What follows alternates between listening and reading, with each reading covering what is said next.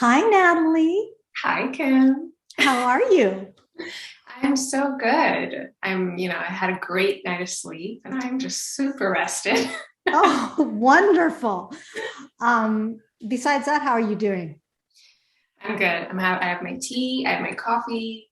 I'm good. Wonderful. Okay, it's Yeah. perfect. Perfect. hmm Okay, so for starters, I saw your bio that said you used to be a CPA. Oh my And God. how does one go from being a CPA to a nutritionist? Tell me your journey. Yeah. Okay. Well, this is a long story, so I'm gonna try and truncate it a Okay, little bit. sure. Well, I was always interested in nutrition. I was always interested in health and wellness, and food was a big part of my life and still is. And in college, I really didn't, I was the first generation, like person going to college in my family in America. Oh, We wow. moved from Israel. So, and my parents got, their degrees in Israel, but, you know, I didn't have anyone to follow. So college to me wasn't I wasn't working towards college when I went to school. But very, very soon I realized, close to my graduation date from high school, I realized like, okay, I should probably figure out what I want to do. So I applied to two schools. I applied to Towson University and University of Maryland because I'm from the East Coast.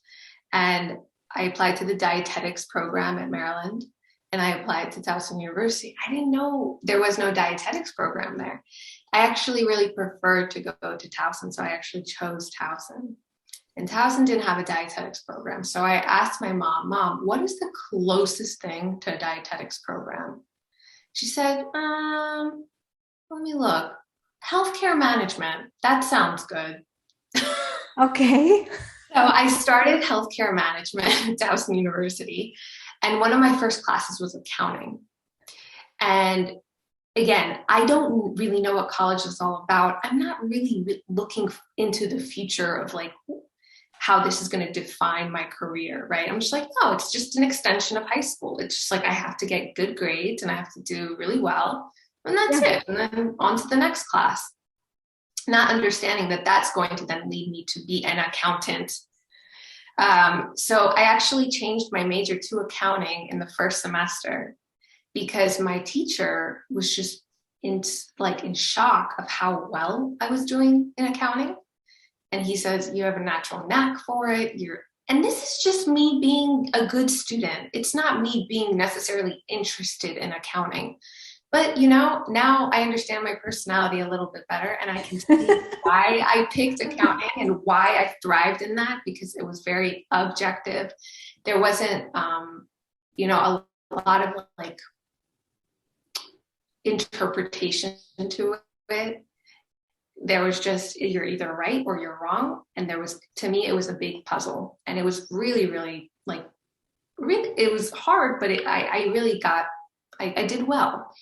And so that's how I got into accounting. And I think, I was, God, there's like so many avenues I could take this, but I knew by junior year that I just did not like, this is not what I want to do. But, being the stubborn person that I am, I treaded along, got a job at the US Army Corps of Engineers. Yes. Worked at the Resource Management Division, which manages all the money for this part of the Army, and got my CPA, which was not the best time in my life. But yes, I sat and passed all four parts of the CPA. It took me about 2 years. And then that was actually a big driving factor into me getting into nutrition. I kind of allowed that to be my motivator, right? Like when you sit for a board exam, I think the last thing you're thinking is, oh, I can't wait to be done with this board exam so I can then completely change my career. But that was quite literally my motivator. Like, okay, let me just check this off. Let me just pass this 40% pass rate. Like harder than the bar exam. And then, and then I'll start my career in nutrition. So that was my big motivator. And then found a school in Maryland and enrolled in a master's degree. And I was working full time and doing the master's degree like on the weekends and online. That was my life, just work and school, work and school. So I finally like really jumped ship and quit my job shortly after I got married. And the rest is history. Finished school, got an internship at school, and right after I passed my board exam to become a nutritionist, I got hired at Simplicity Nutrition. Boy, you're really good at board exams. I'm good at being good. I'm a good, I follow rules well. I have OCD. So instruction and like following the rules and being morally just a good person, I think is like in my genes. It's just part of my personality. Gosh, that's quite a path that you took. Yeah. Yeah, it was really discombobulated, but I think it goes along hand in hand with how much I've learned about myself. When I was younger, obviously everyone goes through as you grow up, you start to really become who you are. I never did feel like I had a voice when I was growing up and going to college. I was very much from, my family comes from Holocaust survivors and Eastern European, immigrants. We stick, you stick together, you parent your siblings, you are very responsible, you hang out with your parents on the weekends because those are your friends, and you stay very close. So for me to venture out and do something that isn't, either a lawyer, a doctor, or an accountant was hard for my family. But it went hand in hand with me growing up to be the person I want to be. Like not going in the direction that they necessarily saw for me, but the direction I felt resonated to go to. I don't want my mom. I hope my mom doesn't listen to this, but I do think that she's very proud of me. But I do think there is a tinge of, wow, she actually did it and she succeeded. Yeah. Right? Like you sure did. Yeah, I actually changed my career. I actually found the job. I actually succeeded with seeing clients and having an incredible retention rate. I actually like my job. I love my job. And that is possible. And I don't think my mom really got that chance in her life because, again, she had to be the parent to her family. She had to be the responsible, practical, pragmatic person. So I think that they're very happy. I think they're very proud, but there is that sense probably deep down of, oh, wow, life can be that cool. It can be that great. I didn't know. Kind of a little bit of a sadness that they couldn't do it too. Yeah. Yeah. Well, you help a lot of people. Yes. I'm sure they would be proud of that. Mm-hmm. Also, I noticed that you said you are an intuitive eating specialist. And what is that exactly? That's a great question. Well, so it's I'm a certified intuitive eating counselor. And so intuitive eating is a principle brought about by Evelyn Tribole and Elise Resch. They're two dietitians. They have a practice, I think, in California, and they've created this. This is not new. They wrote about intuitive eating back in 1995, I believe it came out. And it's the principle of just eating with respect to your body. It is not weight centric. So you are not focusing on weight as a measure of health, but rather becoming more in tune with your body's hunger and fullness cues and starting to really stop that dieting yo-yo cycling that goes on with, dieting around like for forever, right? There's so many different diets, and for some reason, well, there is a reason that there are so many. The biggest one of them being that none of them work.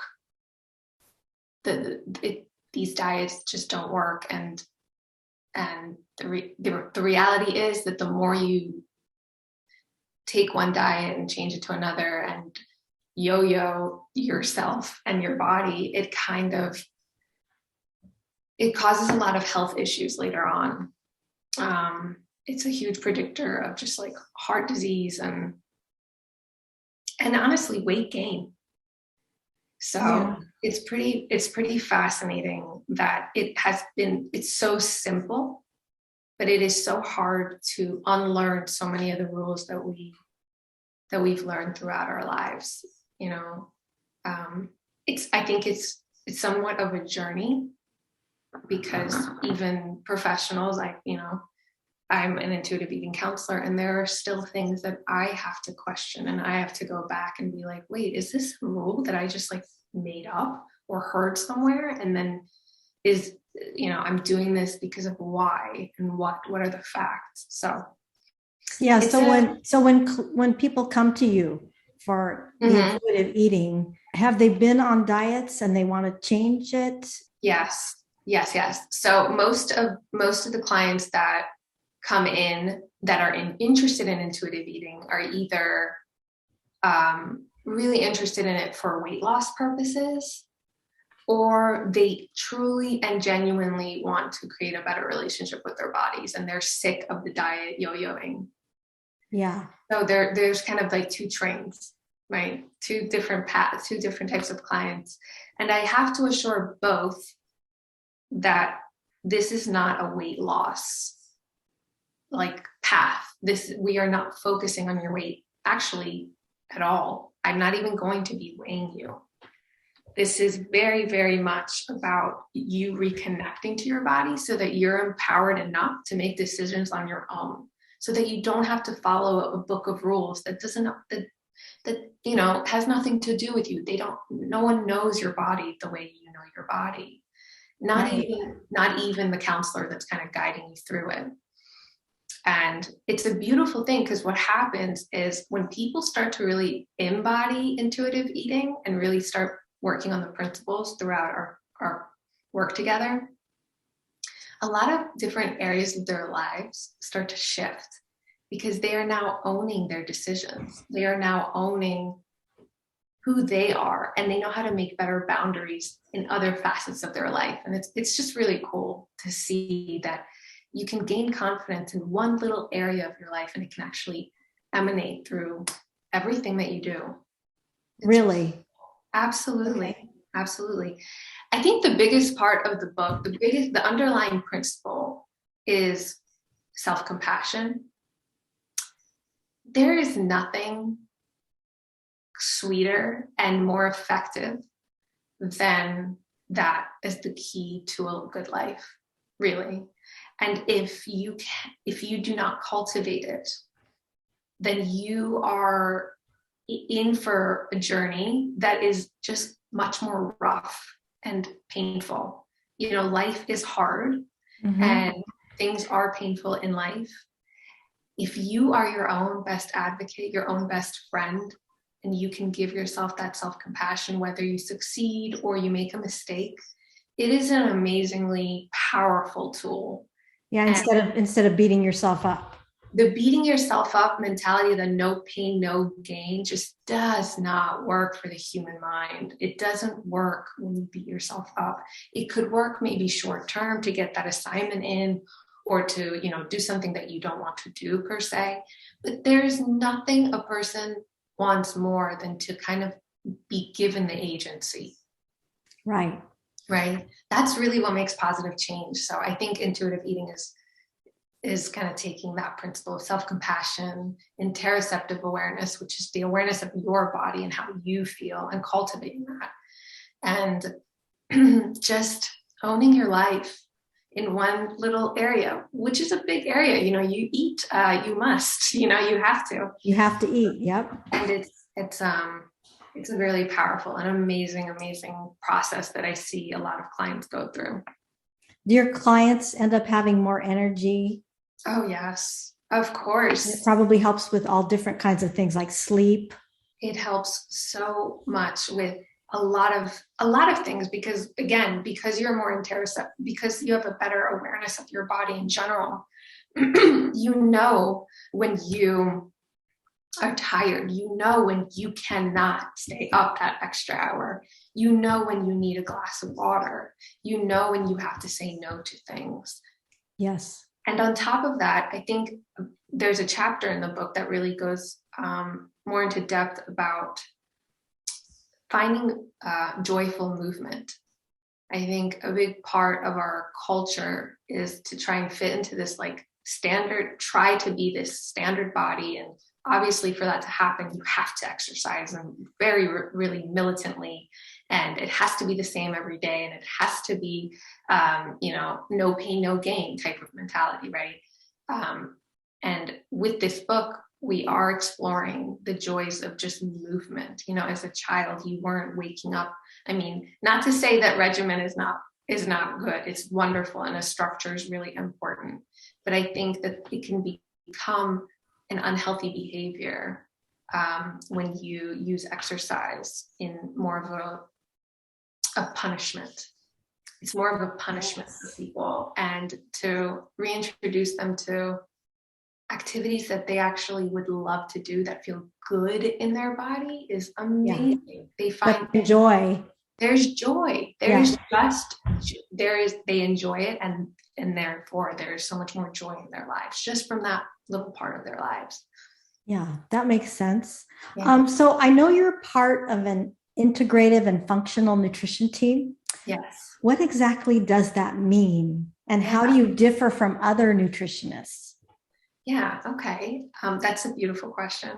So functional nutrition is pretty much, in a nutshell, looking at all aspects, all facets of your life. It's not to determine your health.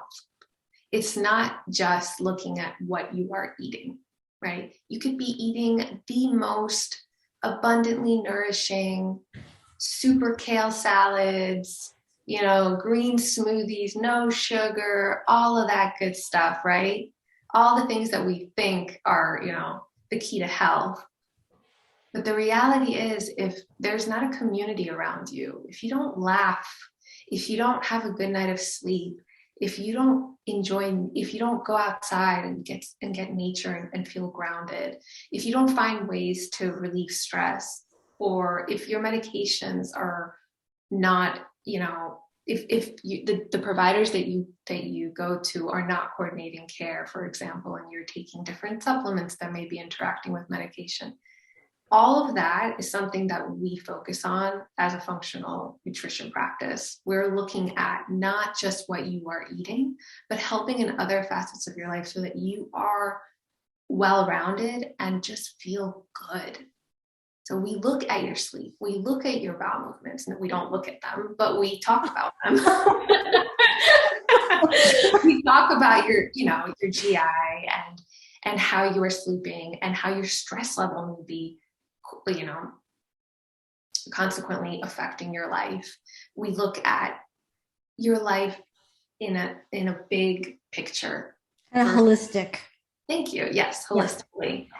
Yeah. And also, I guess what separates me from the other practitioners is that I do really like to focus on the relationship with food aspect and with the joyful movement aspect. I also really like to work with eating disorders, actually, and with disordered eating. So not necessarily people that are struggling with an eating disorder, but people that may have somewhat of an unhealthy relationship or unhealthy behaviors that they'd like to alter and change. Yeah. Okay. And then I read that you said that you meet clients where they are. Yeah. What does that mean exactly? Well, if somebody comes into my office and they're like, I want to lose weight, I hate what I look like, and I want to heal my relationship with food, I am not going to dismiss them and say, I don't work with weight loss, just get out of my office. Well, that's good. That's helpful. That just for that person to come into the office, to make the appointment, to actually show up and to take care of themselves is amazing. That's a big step. An enormous step. Just to do something outside of your regular flow is hard. Yeah. And so I try to meet the client where they're at in terms of, I'm not going to give you a regimented meal plan. For example, if you are working on your hunger and fullness cues and on your ability to like know how much to eat or how little to eat, I'm not going to, I guess where I meet, this is a good question, Kim. I don't know how to exactly answer it. I meet them Doing well. because I am essentially, I like to say that I'm the listening board. I am the guide. I'm not going to do the work for you. You're very much, you have the agency, and I give you the suggestions, and you then take those suggestions or you do not. I do not like push anything on you. I really, really try to be what you need me to be for that allocated space and time. And you know, I mean, you probably don't say, well, you're going to go on a massive diet now, and we're going to take away all the food you've been eating, and now you're going to have to eat lettuce. I think that that is just an unethical practice. It's extremely, yes, I can say that pretty proudly. That is just not going to work, and will never, ever be something that I utter. I just cannot even imagine putting somebody on such a restrictive diet or making them feel like they don't know what's best for them. Ah, okay. And then do you just have them make little changes at a time? Yes. I'm not sure if you said that earlier, but I'm sure that, I didn't, but no, I mean, you might have. My brain, Yeah. It's all little changes. The little changes are the big changes, So like try this food. Just try Mhm. this one food this week and Absolutely. see how you do. Instead of just making them make all these changes, you just make little tiny changes and see how that goes. Absolutely. And I do want to add that there's definitely more of a let's put in versus a let's take out. Ah, okay. I love the idea of supplementing, adding on versus the deprivation model of restricting or taking away. Okay. You just reminded me of something. Yeah. So what do you think about supplements? Yeah, so supplements have a place. They do. And I think that they're great, but I do not think that they are something that is first line of defense. So you would rather tackle things with nutrition before supplements? Is that what you're saying? Yes, the way that I work, I usually like to focus on food first. That is not to say that supplements are not effective at what they do, but they do need a place and a time. And I do think that you can do a lot, you can tackle a lot with food. Because you can get a lot of nutrients out of certain kinds of foods instead of having the supplement form. Absolutely. Yeah. And it also takes away some of your power, right? Like to an extent, if you need magnesium, maybe knowing the food sources of magnesium, it brings you a sort of like a form of power that that education, that you can go out and get X, Y, and Z from the foods versus getting it from a pill, because pills will be there, but food will always, everyone eats. Not everyone takes supplements. That's true. Yeah. Right. So could someone come in to you and bring their bag of supplements and go, here's what I'm taking. Mm-hmm. And then you look at all the ingredients on all of them and then advise them, you're taking too much of this one, you're not taking enough of this one, or we can replace this one with food. Exactly. So I try to simplify that. If there's anything that I guess I'm distinguished by I'm very simplistic in my approach. So while other practitioners really rely heavily on supplementation as a regimen, I really, really like to then look at your supplement list and be like, whoa. Let's see what we can take out of here and make your life a little bit easier. Because that's great. It's overwhelming sometimes, and again, there's something to the psychological aspect of taking so many supplements. It takes away your power as a human being to know what's best for you. You're essentially like letting a pill depict for you, like decide for you what is best. I don't know. There's a little bit of that mentality there. But there are many times where a multivitamin or an iron supplement or vitamin D, especially in the Pacific Northwest, is very, very, very important to be taking. So I look at everything and I decide how can it, it's the cutest dog ever. Oh my gosh. Thank you. Like a fluffy cloud just popped into your screen. She didn't mean to interrupt. What's her name? Holly. Oh, so cute. She's a good girl. Okay, yeah, I didn't mean for us to interrupt you. It's okay. Yeah, I think I said enough about supplements there, right? Yeah. So I've come into your office and I've done the BIA test. Mm-hmm. Can you explain what that is? And do you use it with many of your patients, or is it just me? No, it's not just you. It stands for the bioimpedance analysis assessment. And it essentially, you're kind of hooked up with like stickers and wires. I know it sounds really intense, but it's while you're lying down, right? You have to be lying down, yes. And I use the BIA. It's a little machine, and you're hooked up with electrodes, and it runs like a very low grade current through your body. It gives me a report of everything from like intracellular health and water to extracellular water content in your body to the amount of muscle on the bone to the bone mineral density.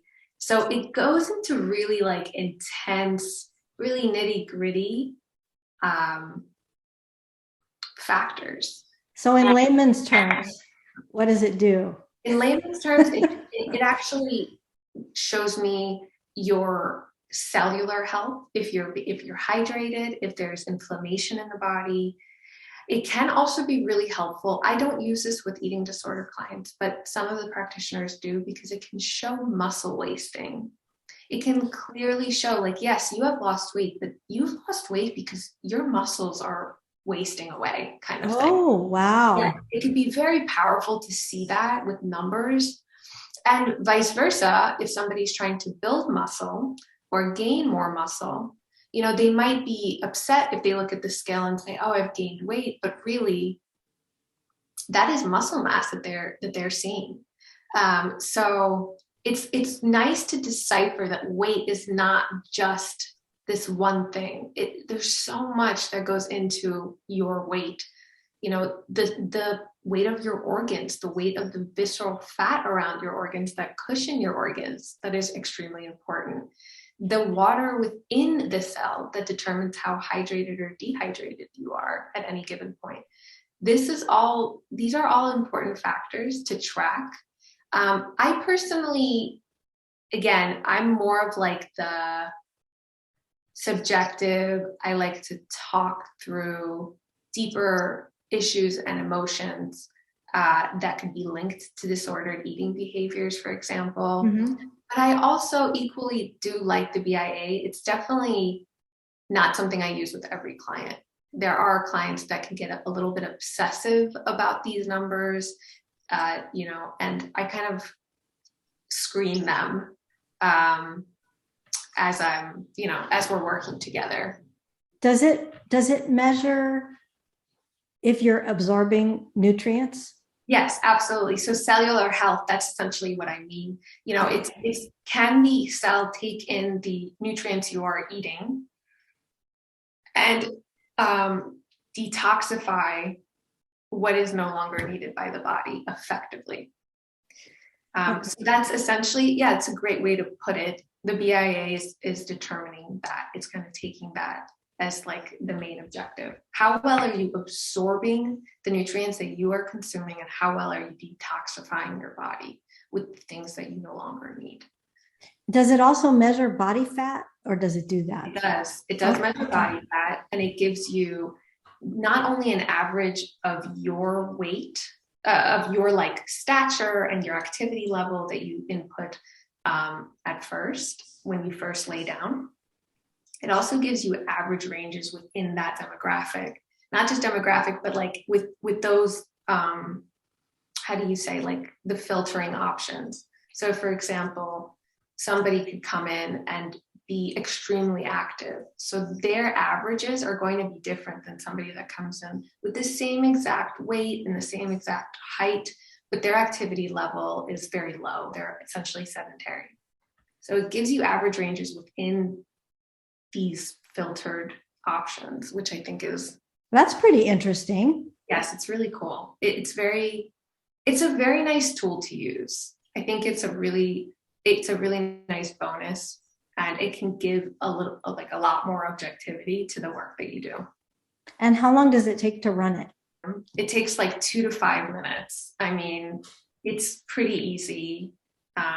Sometimes what I do is I kind of run the current, as it will, twice. There's the first. Oh, yes. Do we know that you're running it twice, or are we just lying there going, whatever? Well, you won't feel a thing, right? And usually I do. I usually say, I'm running this once, and then I'm going to let you just hang out for a tiny bit, relax a little bit, because, there is that like white coat syndrome. You're a little bit nervous. And almost every time, the second time I retest, the numbers are a little bit lower, a little bit more steady, less erratic. So because you're more relaxed. Is that yes, why? That's interesting. Exactly. It's pretty amazing how much stress and tensity in the body shows up in so many different ways. But yeah, it definitely shows up with the VIA number. So that's why I test twice. And the results come out right away. So would you review them, or would you make a new appointment to review them later? Usually I just glance at them and review just the bigger picture items with the client, right after the test is over. I usually print out the report and give the client the report. They can review it at home. And yes, then I usually follow up by sending an analysis or an interpretation of the findings, or a comparison of like the test we did a month ago to the test we did today. And I send that over to the client. We review that as well. Okay. So I was going to ask you, what types of people would search for a nutritionist? It's a good question. I think there's many people that come to a nutritionist with the hopes of weight loss. I think that is a big part. And I think when you say nutritionist, I do think that there's some people that are like, oh, so you help with weight loss, and that it cannot be further from the truth. People that could benefit from coming to the clinic are people that want to diversify their foods, people that want to learn how to cook more at home, people that want to learn how to shop more, more, I guess, in a smarter way, people that want to address digestive distress or stomach pain that they could be experiencing, or diarrhea or constipation, sorry, but that is a big part of our job. Yeah. People that have Crohn's disease, diagnosed, chronic conditions, that is a big part of our job as well, just educating and empowering the client to lead their lives with this condition that they have to, they have to live with. Diabetes and diabetes prevention is a huge part of our job. Pediatric nutrition, how to feed your child, and the means of which, how do you navigate baby-led weaning, for example. These are things that are all topics that we discuss with our clients. This is all stuff that we address. On top of that, just like lifestyle nutrition. Hey, everything's fine, but I want to feel better. Or, hey, everything's fine, but my sleep is a little off. So it can really be a nice supplement or extension of your healthcare team. I do think it's really important if you are working with disordered eating behavior, eating disorders, it's important for you to also be working with a therapist and or a psychiatrist. I think that working all together as a team is a great way for, one, the outcome of your treatment to be, 100% or close to, and it just creates an environment where you feel supported and safe. Okay. So what is your favorite part of your job? My favorite part of my job is when clients,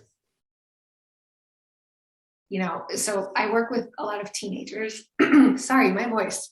I work with a lot of teenagers, and these teenagers during our first couple of sessions can be really, really struggling with an eating disorder or with some form of an eating disorder.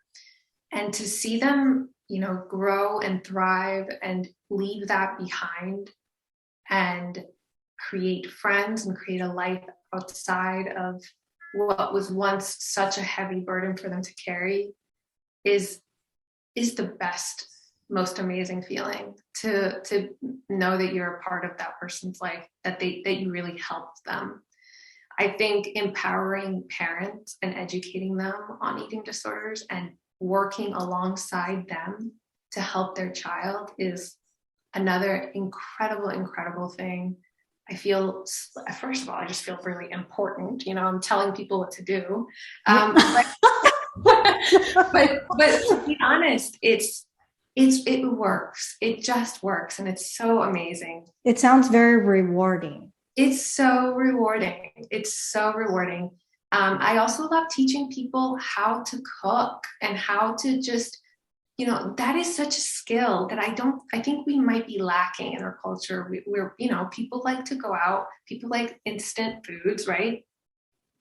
But to know how to make a soup, or to know how to bake a loaf of bread, or to know how to cut up vegetables for a salad, these are skills that are not going to ever go away, right? These are skills you're going to need and really, really help you.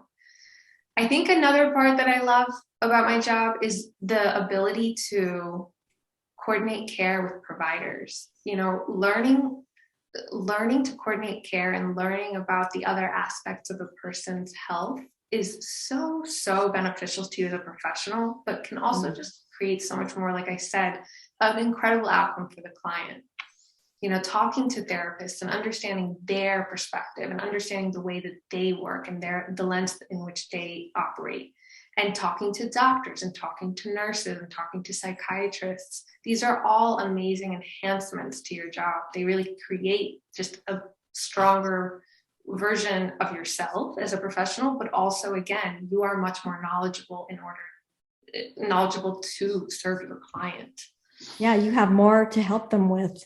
Absolutely. More information is good, right? Exactly. Yeah. I think last but not least, it's very, very different from accounting. It is. I am talking. That's important. Yes. I am talking to human beings. I am talking to people about their lives. I'm helping in any way that I can, even if that's just sitting there with them, right? And just validating their experience. And that is, to me, that's food for my soul. That is what makes me thrive, being there of service to others. It's what I was really, I've been this way forever. That's who I am. And it's nice to now be paid for it. Oh, well, I'm happy that you're my nutritionist, because you're such a nice person. Thank you. And you're hilarious too. You are Which is very you are ridiculous. So, I mean, the amount of laughter we've had at our office is just. Yeah. I mean, you've given me so many good things. I've learned a lot, especially about buckwheat. A lot about buckwheat. If you're ever interested in buckwheat, come to Nataly. So call me Washington. I'm sending all the people over to you that really need some buckwheat in their lives. Yes, absolutely.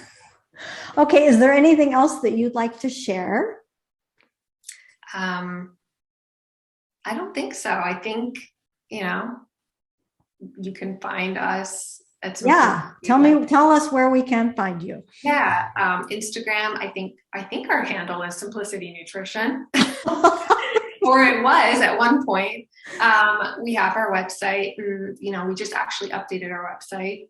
So simplicitynutrition.com. Exactly. Okay. Yes. Okay. I'll put that in the show notes. Amazing. Yeah. Okay. Cool. Well, thank you so much for taking the time to speak with us today. I know you have a lot of clients, so I'll let you get back to them, but thank you so much for doing this. Yeah. Thank you, Kim. Seriously, it was great. It was fun. Yeah, it was. All right. Well, I'll see you next week. Okay. Bye.